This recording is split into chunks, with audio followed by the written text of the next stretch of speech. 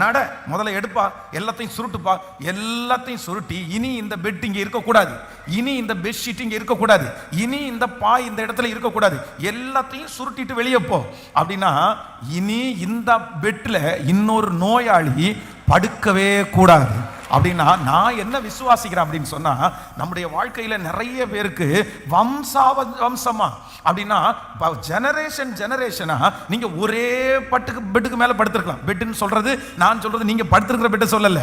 அது ஒரு சாபமா இருக்கலாம், அது ஒரு கடனா இருக்கலாம், அது ஒரு வியாதியா இருக்கலாம், அது ஒரு குறைவா இருக்கலாம். அவ்வளவுதான். தாத்தா முடிஞ்சதுக்கு அப்புறம் அப்பா வந்துட்டாரா, அப்பா முடிச்சதுக்கு அப்புறம் நீங்க வந்துட்டீங்களா.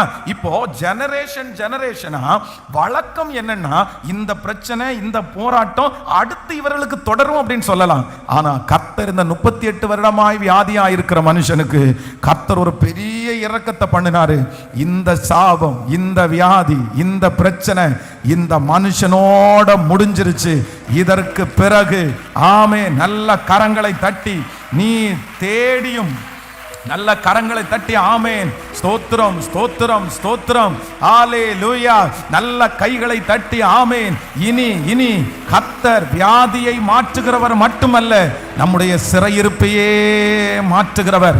நீங்கள் இருந்த இடத்திலே இனி யாரும் வர மாட்டார்கள். நீங்க அனுபவித்த அந்த வேதனையை இனி ஒருத்தரும் உங்க குடும்பத்தில் அனுபவிக்க மாட்டார்கள். இனி அந்த கடனை உங்க பிள்ளைங்க அனுபவிக்க மாட்டாங்க. கர்த்தர் இன்றைக்கு சுகம் மட்டுமல்ல, பூரண சுகத்தை கர்த்தர் தருகிறார்.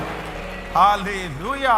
ஏதோ ஒரு தகப்பன், ஏதோ ஒரு தாய், ஆமே, நான் பட்டது மாதிரியே கஷ்டம் என் பிள்ளை பட்டுட்டு இருக்குதே, நான் கடனாளியா இருந்த மாதிரியே என் பிள்ளை கடனாளியா இருக்குதே, நான் முடிச்சதுக்கு அப்புறம்